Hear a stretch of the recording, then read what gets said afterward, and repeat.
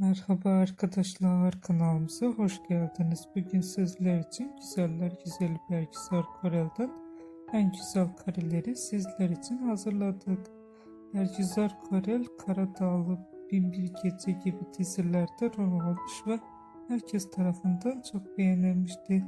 Biz de sizler için Bergüzar Korel'in en güzel fotolarını hazırladık.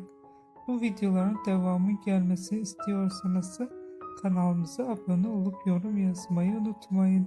Kanalımızda daha birçok video bulabilirsiniz.